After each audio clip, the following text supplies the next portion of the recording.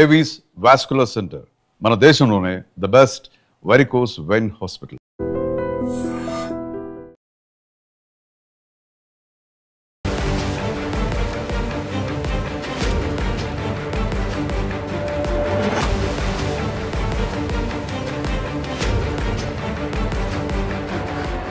నమస్కారం, welcome to I dream.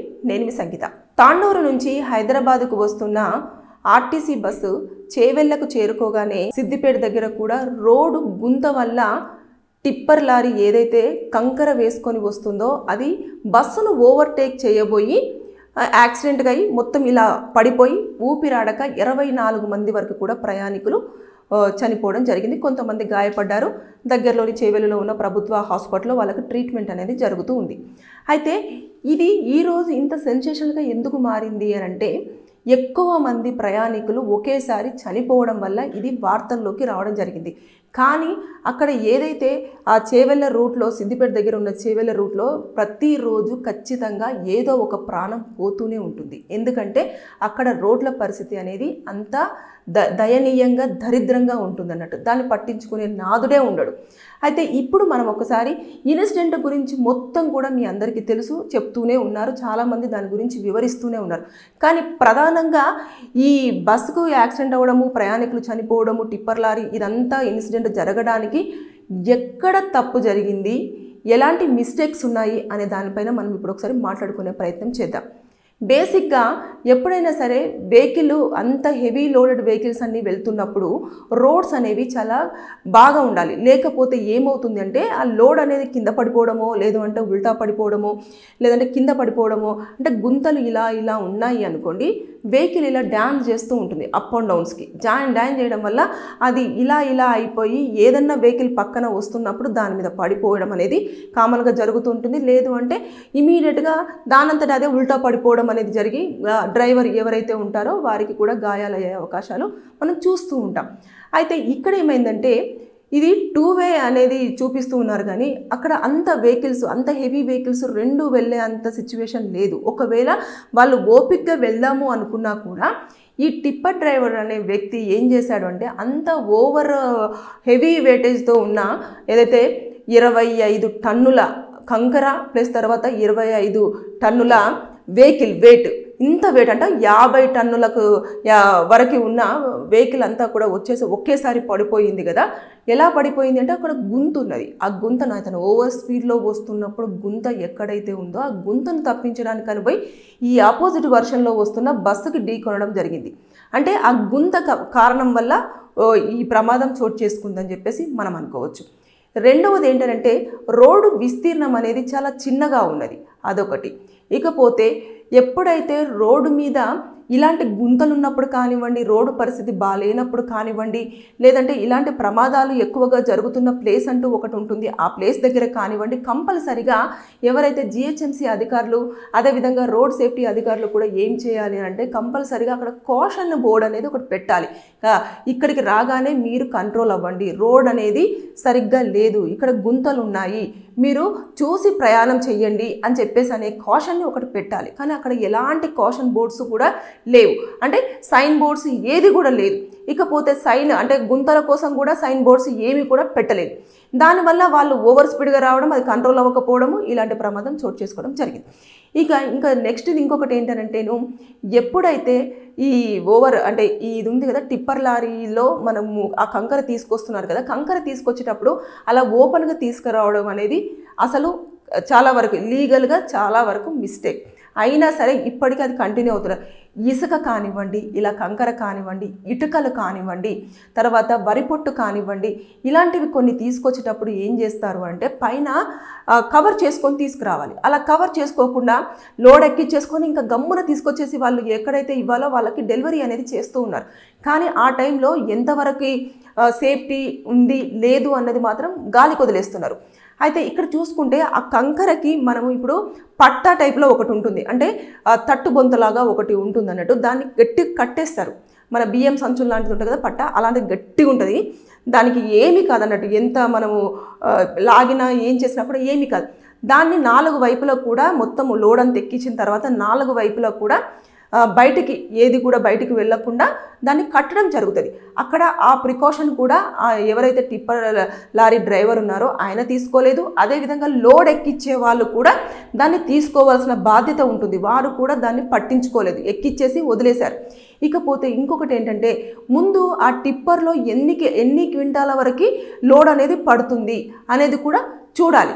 కానీ అది కూడా చూడరు. అంటే ఎక్కిచ్చేస్తారు, ఓకే నేను తీసుకుపోతాను, పర్వాలేదు, నేను తీసుకెళ్తాను, ఎలాగైనా తీసుకెళ్తాను అన్నాను, మీరు వేసేయండి అని చెప్పేసి అంటూ ఉంటారు కొంతమంది. దానివల్ల కూడా ఎక్కువ వెయిట్ అవ్వడం వల్ల బండి కంట్రోల్ అవ్వలేకపోయింది. వాళ్ళు కరెక్ట్గా కనుక వాళ్ళకు ఉన్నంత లోడ్ కనుక కరెక్ట్గా వేసుకొని ఉంటే వాళ్ళకి అలవాటే ఉంటుంది కాబట్టి అప్పుడు దాన్ని కంట్రోల్ ఎలా చేయాలి, ఎంత గుంతలు వచ్చినా వచ్చినా సరే కంట్రోల్ చేయడానికి ఆస్కారం ఉండేది. అక్కడ ఎక్కువగా మోతాదుకు మించి కూడా ఏమన్నా లోడ్ వేసుకున్నాడేమో కూడా అది కూడా మనం చెప్పలేం. ఇదొకటి. ఇకపోతే ఏదైతే ఉంటుందో మన సైన్ సిగ్నల్స్ కూడా ఉంటాయి. అంటే లైట్స్, లేజర్ లైట్స్ కానివ్వండి, సైన్ లైట్స్ కానివ్వండి, మనం రోడ్డు మీద వెళ్తుంటే ఇట్లా బ్లింక్ అవుతూ ఉంటాయి. మనకి ఇలా రోడ్ ఉంది, ఇలా వెళ్ళండి అని చెప్పేసి మార్క్స్ చూపిస్తూ ఉంటాయి. అలాంటి సైన్ లైట్స్ కూడా మనకి లేవు. ఇది కూడా ప్రమాదానికి దారి తీసిందని చెప్పేసి మనం అనుకోవచ్చు. ఎందుకంటే అది ఎర్లీ మార్నింగ్ అవర్స్లో 6:30, 6:40 ఆ టైంలోనే ఈ ప్రమాదం అనేది, ఇంత పెద్ద ప్రమాదం చోటు చేసుకుంది. అంటే ఇంకా మసకగానే ఉంటుంది, ఎందుకంటే చలికాలం స్టార్ట్ అయిపోయింది కాబట్టి అది మొత్తం కూడా మొత్తం మబ్బుగానే ఉండడం జరుగుతుంది. కాబట్టి ఇంకా అందరూ కూడా కొంచెం నిద్రలోనే ఉంటారు మ్యాక్సిమం. అలాంటి టైంలో కూడా అది సరిగ్గా కనిపించకపోవడమో లేకపోతే ఏంటో కూడా తెలియదు. అయితే ఆ రోడ్డు మీద కూడా మీరు గుంత చూస్తే తెలుస్తూ ఉంటుంది వీడియోస్లలో. అది రోడ్డుకి ఇలా స్ట్రైట్గా ఉన్నట్టే ఉంది కానీ లోపల మాత్రం చాలా పెద్ద గుంత ఉంది. అది కనుక టైర్ అందులో పడిపోయింది అని అంటే అది బయటికి రావడం చాలా కష్టం, అంటే ఇరుక్కుపోతుంది అందులో. అంత పెద్ద గుంత ఉంది. కానీ ఇప్పటి వరకు అది అధికారుల దృష్టికి ఇంకా ఎందుకు వెళ్ళలేదు, లేదు అంటే అధికారులు దాన్ని ఎందుకు పట్టించుకోలేదు అనేది ఒక ప్రశ్నగా ఇప్పుడు అందరూ కూడా క్వశ్చన్ చేయడం జరుగుతూ ఉంది. అయితే ఇది ఈరోజు ఇంతమంది చనిపోయారు, ఇన్ని కారణాలు ఉన్నాయి. ఇంకా దాంతోపాటు ముఖ్య కారణం ఏంటంటే, ఎప్పుడైతే ఆ బస్లో ట్రావెల్ చేసే సంఖ్య ఒకటి ఉంటుంది, కానీ మన దగ్గర చూసుకుంటే ఆ సంఖ్య కంటే ఎక్కువ మంది కూడా నిలుచోనైనా ప్రయాణం చేయడానికి చాలా ఇంట్రెస్ట్ చూపించేసి బస్సు అందుతుందో అందదో, మళ్ళీ వెళ్తానో వెళ్ళనో అని చెప్పేసి ఇమీడియట్గా ఎక్కుతూనే ఉంటారు. బేసిక్గా ఎందుకంటే ఇది ఉదయం పూట బయలుదేరింది కాబట్టి 10:30-11 గంటల లోపు హైదరాబాద్లో ఉంటారు, ఎవరి పనులలో వాళ్ళు. అంటే చాలామంది ఇక్కడ బిజినెస్లు చేసుకోవడం కోసం వస్తూ ఉంటారు. అంటే కూరగాయల బిజినెస్ కానివ్వండి, లేదు అనుకుంటే ఇంకా ఏదైనా బట్టల షాపులు కానివ్వండి, స్టూడెంట్స్, ఉద్యోగస్తులు కూడా ఉదయం పూట వచ్చేస్తే వాళ్ళు అనుకున్న టైం కల్లా ఆఫీస్కి కానివ్వండి, స్కూల్స్కి కానివ్వండి, కాలేజెస్కి కానివ్వండి, లేదు అనుకుంటే వాళ్ళ వ్యాపారం కానివ్వండి ఇన్ టైంలో స్టార్ట్ చేయడానికి అన్ని రకాల ఫెసిలిటీ ఉంటుంది. కాబట్టి ఆ ఉదయం పూట వచ్చే బస్కి ఎక్కువగా డిమాండ్ ఉంటుంది. దానికోసం చాలామంది కూడా రెడీగా ఉంటారు ఎక్కడానికి. అందుకోసం అని చెప్పేసి దాని క్యాపబిలిటీ వచ్చేసి బస్సుకు వచ్చేసి 42 మంది మాత్రమే ప్రయాణికులు దాంట్లో ట్రావెల్ చేయాల్సింది ఉండగా అందులో 72 మంది ట్రావెల్ చేస్తూ వచ్చారు. అంటే ఎంతమంది ఇమాజిన్ చెప్పండి. అంటే 20 మంది ఇంకా ఎక్కువగా అందులో ప్రయాణికులు ఎక్కడం జరిగింది. ఆ బస్సులో మొత్తము 42 మంది మాత్రమే ప్రయాణం చేయడానికి అంత కెపాసిటీ ఉంది. కానీ అక్కడ ఏమైందంటే ఆ బస్సును ఎలాగైనా సరే చేసి ఎక్కాలని చెప్పేసి పరిగెత్తుకుంటూ ఎక్కేసరికి ఆ బస్సు మొత్తం కూడా ప్రయాణికులు 72 మంది ట్రావెల్ చేశారు ఆ బస్సులో. అంటే ఆ బస్సు ఒక కెపాసిటీ కంటే మించి 30 మంది ఎక్కువగా ఉండడం జరిగింది ఆ బస్సులో. అది కూడా ఈ యొక్క ప్రమాదానికి కారణమై ఉండొచ్చు. ఇంతమంది మరణించడానికి మెయిన్ రీజన్ కూడా అదే అయి ఉండొచ్చు. ఎందుకంటే 2 హెవీ లోడ్తో రావడం జరుగుతుంది. ఆ లోడ్ వల్ల ఇద్దరు కూడా కంట్రోల్ చేయలేకపోయారు. రోడ్డు విస్తీర్ణం కూడా సరిగ్గా లేదు. అంతేకాకుండా అది గుంతల రోడ్డు చాలా వరకు ఉండదు. చాలామంది వికారాబాద్కి మామూలుగా రోజు రెగ్యులర్గా వెళ్ళి వస్తున్న వాళ్ళకు ఆ రోడ్ల పరిస్థితి అనేది చాలా క్లియర్గా తెలుస్తుంది, కనిపిస్తుంది కూడా. అంటే అక్కడికి వెళ్ళంగానే ఇంకా అసలు రోడ్డు ఒక సగం, ఒక 1/2 కిలోమీటర్ 1 కిలోమీటర్ వరకు కూడా గుంతలు ఎక్కడ ఉంటాయా ఏంటంటే బండి ఇలా తిప్పేలోపు ఇక్కడ ఒక గుంత ఉంటుంది, ఇలా తిప్పేలోపు ఇక్కడ ఒక గుంత ఉంటుంది. అంటే ఇలా జాగ్రత్తగా ఆ వేలో ప్రయాణం చేయాలి. అలా చేయకుండా మనం కనుక నెగ్లిజెన్స్గా వెళ్ళాము అంటే ఖచ్చితంగా ప్రమాదాలు అనేవి చోటు చేసుకుంటూనే ఉంటాయి. అంటే ఇది ఈరోజు చాలా సెన్సేషనల్ న్యూస్ ఏమో, కానీ అక్కడ ఉన్న గ్రామస్తులకు కానివ్వండి, ప్రజలకు కానీ, అక్కడున్న వాళ్ళకు కానివ్వండి, ప్రయాణం చేస్తున్న వాళ్ళకు కానివ్వండి, ఇది కామన్. ఎందుకు అనంటే అక్కడ రోజుకొక ప్రాణం పోతే మనం ఆశ్చర్యపోనవసరమే లేదు. ఎందుకు అక్కడ రోడ్లు సరిగ్గా ఉండవు, తెలియకుండా కొత్తగా వెళ్ళిన వాళ్ళు కంపల్సరిగా అక్కడ పడిపోవడము, వారికి ఏదో ఒక చిన్న గాయాలు అవ్వడం కానివ్వండి, లేదంటే కాళ్ళు చేతులు ఫ్రాక్చర్ అవ్వడం కానివ్వండి. కొన్ని సందర్భాలలో వీళ్ళు స్పీడ్లో ఉండి అక్కడ పడిపోవడంతో వెనకాల స్పీడ్ నుంచి వస్తున్న వెహికల్ ఏదైనా గుద్దినా కూడా ఇమీడియట్గా వాళ్ళు స్పాట్ డెడ్ అవ్వడం కానివ్వండి, ఇలాంటివన్నీ చోటు చేసుకుంటున్నాయి. అక్కడ 1-2 ప్రాణాలు కాబట్టి ఇది అంత వార్తగా నిలవలేదేమో, కానీ ఈరోజు ఒకేసారిగా అది కూడా ఆర్టీసీ బస్సు, అంతేకాకుండా హెవీ లోడ్తో ఉన్న టిప్పర్ లారీ కాబట్టి అది పెద్ద స్థాయిలో ప్రమాదం జరిగింది. అదేవిధంగా అక్కడ గ్రామస్తులు ఎర్లీ మార్నింగ్ అవర్స్లో కూడా చూడడము, పోలీసులు రావడము, ఇదంతా ఎక్కువగా జరిగింది. కాబట్టి అందువల్ల ఈరోజు బ్రేకింగ్ న్యూస్గా మనం దీన్ని చెప్పుకుంటున్నాం. కానీ ఇది ఆల్వేస్ అక్కడున్న రోడ్డు ఆల్వేస్ బ్రేకింగ్ న్యూస్లో ఉండాల్సిందే, ఉంటుంది కూడా. కానీ దాన్ని ఎవరు పట్టించుకోకపోవడమే కారణం. ఇన్ని కారణాలు ఉన్నాయి. ఇకపోతే ముఖ్యంగా ఇందులో ఎవరి నిర్లక్ష్యం ఉంది అంటే జిహెచ్ఎంసీ అధికారుల నిర్లక్ష్యం ఉంది. అంటే రోడ్ అనేది వాళ్ళు ఎప్పుడైతే బాగా లేదో వాళ్ళు ఖచ్చితంగా వాళ్ళు ఐడెంటిఫై చేసి కంపల్సరిగా రోడ్ అనేది ఇది సరిగ్గా లేదు, ఒకవేళ గుంతలు ఉన్నప్పుడు ఇమీడియట్గా గుంతల్ని పూడ్చడం అనేది వాళ్ళ బాధ్యత. అది అధికారుల దృష్టికి తీసుకెళ్లేసి వారు ఇచ్చిన ఇన్స్ట్రక్షన్స్ని బట్టేసి ఆ గుంతలు చాలా క్లియర్గా దాన్ని సాల్వ్ చేస్తూ ప్రయాణికులకు ఎలాంటి అసౌకర్యం లేకుండా వాళ్ళు సాఫీగా డెస్టినీకి రీచ్ అయ్యేలాగా చూసుకోవాల్సిన బాధ్యత వాళ్ళంటే. అంటే రోడ్ ఇది రవాణా శాఖ అధికారులు మరి ఇప్పటివరకు దీనిపైన ఎందుకు నిర్లక్ష్యంగా ఉంటున్నారు? ఎన్నిసార్లు కూడా ఈ రోడ్డు మీద చాలా వరకు కంప్లైంట్స్ కూడా వెళ్ళాయంట. గ్రామస్తులు ఎన్నోసార్లు మొత్తుకున్నారంటే ఇక్కడ చాలా యాక్సిడెంట్లు జరుగుతున్నాయి, దయచేసి ఇక్కడ పట్టించుకోండి, మేము ఉదయం పూట చూస్తున్నాము, మధ్యాహ్నం చూస్తున్నాము, నైట్ చూస్తున్నాము, ఎవరో ఒకరు కంపల్సరిగా ప్రాణాలు పోగొట్టుకోవాల్సిన పరిస్థితి ఏర్పడుతుంది అని చెప్పేసి ఎన్నిసార్లు చెప్పినా కూడా దాని మీద ఇంకా నిర్లక్ష్య ధోరణి ఉన్నది. కానీ ఇంత పెద్ద నష్టం జరిగిన తర్వాతనైనా దాని స్థితి మారుతుందేమో మనం వేచి చూడాల్సిందే. కానీ ఇన్ని మిస్టేక్స్ ఉన్నాయి. ఇది ఒక్కరి తప్పిదమే, అంటే డ్రైవర్ ఓవర్లోడ్తో వస్తూ ఓవర్ స్పీడ్ వల్ల ఇది జరిగింది అని చెప్పేసి అంటారు కదా.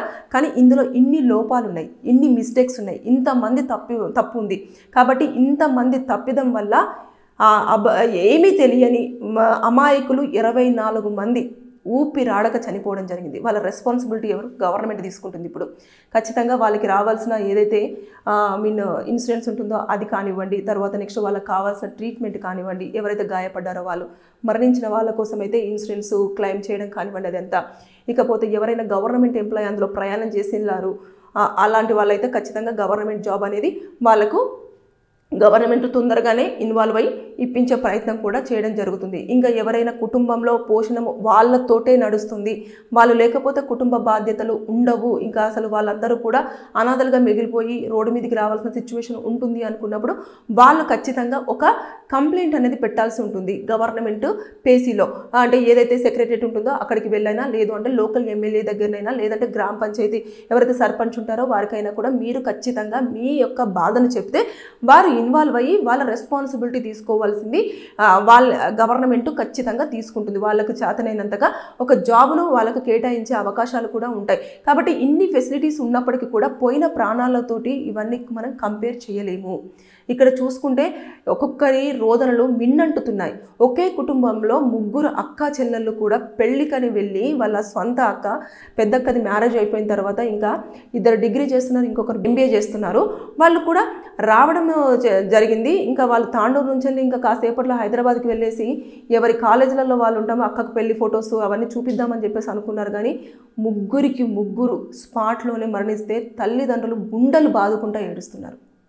ఒక చిన్న పిల్లోడి కళ్ళ ముందు వాళ్ళ తల్లి ప్రాణాలు పోతుంటే వాడికి ఏం చేయాలో అర్థం కాక వాడి స్తోమతకు మించి అమ్మ నేనేం చేయలేకపోతున్నాను అన్న లెవెల్లో చూపిస్తున్నాడు. అంటే ఇన్ని ఆవేదనలు, ఇన్ని రోదనలు, ఎంత ఇది అంటే ఎవరు ఏమి సిచ్యువేషన్ అంటే చేయలేని సిచ్యువేషన్లో ఉన్నారు. ఎందుకంటే అది కంకర అంటే బరువుతో కూడుకున్నది, ఒకేసారి పడిపోయింది. కాబట్టి చిన్న వెహికల్ అయితే వారు అక్కడున్న గ్రామస్తులు కూడా హెల్ప్ చేసి తీసేవారేమో. కానీ అంత హెవీ లోడెడ్ వెహికల్ అంత లోడ్తో పడిపోయింది కాబట్టి అసలు దాన్ని తీయడానికి చాలా టైము తీసుకుంటుంది. కాబట్టి ప్రాణాలు ఇటువైపు ఉన్న ప్రాణాలన్నీ కూడా మ్యాక్సిమం పోయినాయి.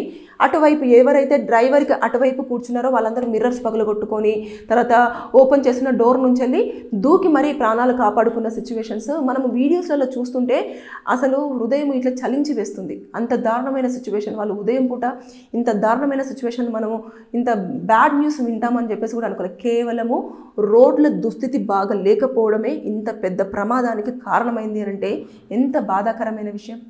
ఎవరి నిర్లక్ష్యం? సో దీనిపైన ఖచ్చితంగా గవర్నమెంట్ స్పందిస్తుందని చెప్పేసి ఆశిద్దాం. అంతేకాకుండా ఎవరైతే చనిపోయారో వారందరికీ కూడా iDream తరపు నుంచి కూడా సంతాపం వ్యక్తం చేస్తాం. Thank you. And for more videos, Please subscribe to iDream. Please subscribe to iDream. Please subscribe iDream. And please subscribe to iDream. For more videos, subscribe to iDream. please like, share and subscribe to the channel. Congratulations, iDream. Subscribe to iDream. Subscribe to iDream. So subscribe to iDream Media. iDream ki iDream team andarki huge congratulations. Please subscribe iDream Media. Please subscribe to iDream. Subscribe iDream. Please subscribe to iDream. iDream అంటే నా కళల channel subscribe చేసుకున్న నోరు తిరుగుతలేదు. మీరైతే గంట గుర్తు కొట్టండి. For more such videos, please subscribe to iDream. Subscribe to iDream. Please subscribe to iDream. Please subscribe iDream Media. Please do subscribe to iDream. Please subscribe to iDream Media. For best entertainment and information, please subscribe iDream. And don't forget to subscribe to iDream.